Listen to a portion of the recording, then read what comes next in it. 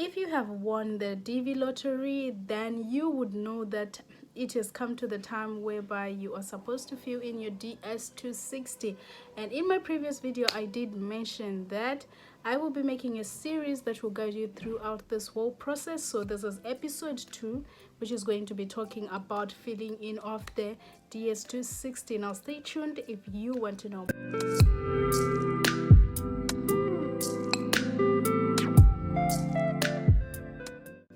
Hey loves, welcome back to the channel. If this is your first time here, the name Beautiful Chaos, the channel name Beautiful Chaos 101.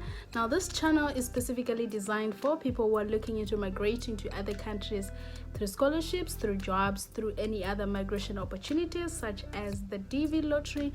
Now if this is the type of content that you would love to see, please consider subscribing to the channel and turning on the notification bell.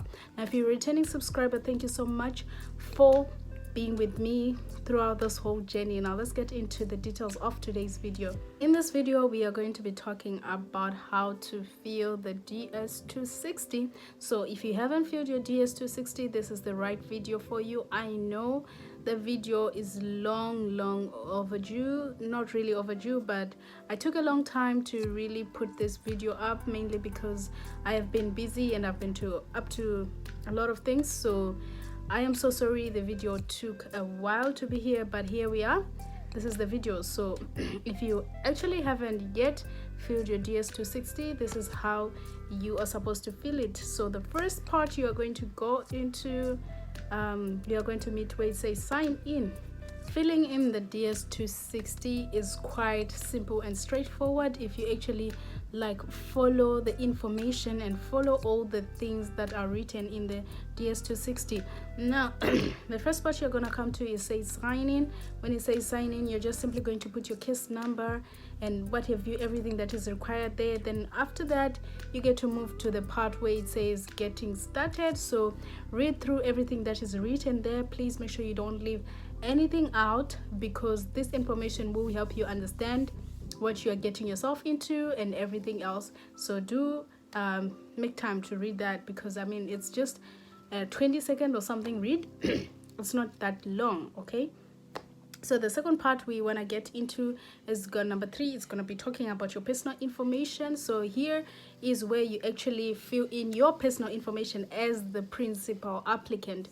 So make sure that the information that you fill here is correct and the information that you fill here is valid, okay? Don't make any mistakes or take your time, because this information is one of the most important information about the principal applicant, because it's supposed to be similar to the information that is in your passport. It's supposed to be similar to the information that is on your legal documents and everything. So make sure that all your information that you put there is valid and is very correct. So take your time when you go through this stage. Now let's move on to the second stage.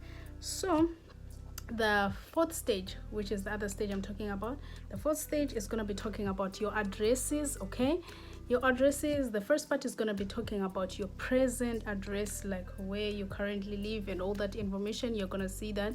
I think I pasted something right here for you to actually see what the page will look like. So put the information that is required about your address. Then the second other one is going to be talking about, you know, your previous addresses. Also you're gonna mention where you have lived. Oh sorry. I would say the most important part about the addresses is where it comes to the mailing address and the permanent address, where it's written mailing address and permanent address. Here you are required to fill in your, you know, your host address and everything. So you're just gonna see everything as it is. So do make sure you go through it.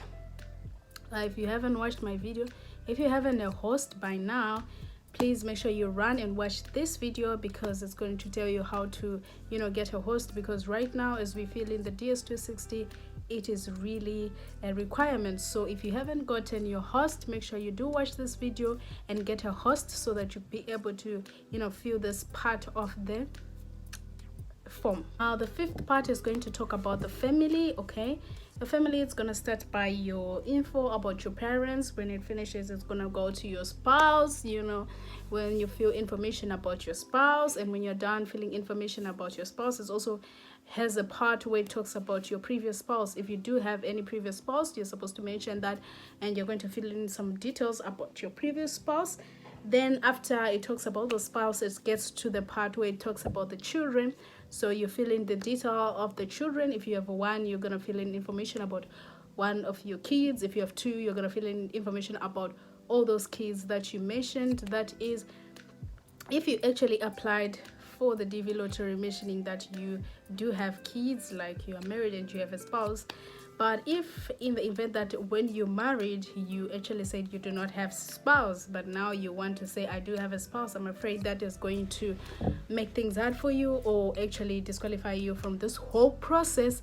So make sure that information that you filled when you were applying is almost like going in tally with this DS260. So do fill in all the information of the kids or the dependents that are going to be dependent on you as the principal applicant. Now then you move on to the sixth part. The sixth part you can see here. Okay, the sixth part is going to be talking about your USA travel history. If you do have any travel history to the United States of America, maybe you have gone to United States on a tourist visa. When did you go? What was the period? Something like that. They're going to just want to ascertain if you have ever been to United States of America. So this part, fill it as truthful as you can, because obviously they can be able to track all the information about you in their system if you have ever been there. So don't lie saying I've never been there when you have been there. So make sure your information is up to date on this part. Take your time with the DS260. If you cannot remember the dates or the time you actually went there, take your time, slow down, so that you can be able to fill in the DS260 as truthfully as you can. The seventh, we are basically going to talk about your work or your education or your training information. So what this section basically does is asking you about what is related to your education, what is related to your education or your work or your training, something like that. So it's going to be talking about your previous education and stuff, and previous work and training areas and stuff. It's also gonna dwell also on the present. I think it's also gonna dwell on the present, okay? And then it's also gonna have a part where it talks about the additional information pertaining to your education, your training, your job, those things. So it's your work / education or training information. This is the part where it gets in. So it's going to ask you, remember your present, your past, and any other additional information. So try to bring all the relevant information into this part when it talks about your work experience. So when you are done with this part, you are going to move on to where it says the petitioner information page.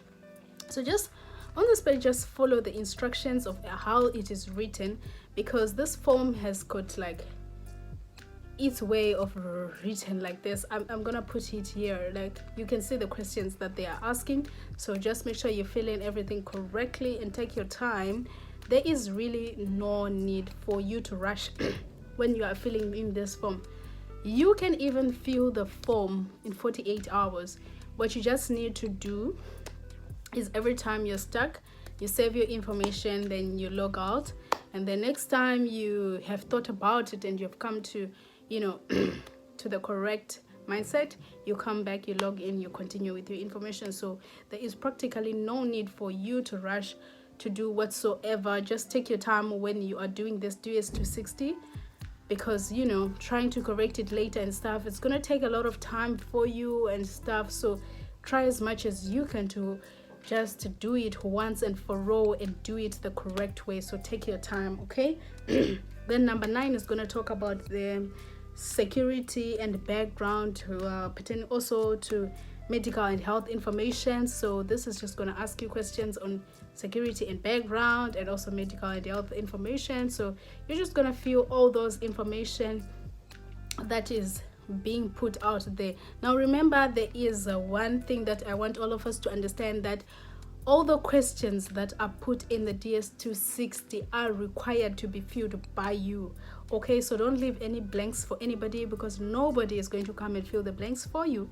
Unless it is written optional, you have no option except to answer the question. So make sure that you do answer all the questions that are written in the DS260. Now, number 10 is going to talk about social security number information. Now, here they're going to ask you if you've ever applied for the social security, something like that, or the other questions pertaining that. But I just wanted to mention that we are going to get to a stage where it's going to be asking about social security numbers. Okay, so do make sure, if you have ever applied or ever been involved in that, do make sure you're truthful, because like I said, at the end of the day, they can be able to track almost everything about you, and this DS260 is something that they are going to use to pre-screen you. So by the time you get to the interview, some of you are shocked that the interview is actually like 2 minutes, 3 minutes, and you're like, oh, the interview is so small. The interview is not small. Okay, before you go to the interview, they have already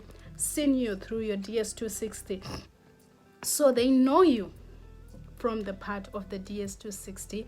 They know you. They're just now waiting to see it on your own, to see it in, like, if you can be able to prove yourself, if you are confident enough and what you can say. But already they have an idea of who you are. So make sure you do the most on your DS260, because it's like the first step that they actually screen you through before they even actually watch you. Okay, so make sure you do a good job with your DS260.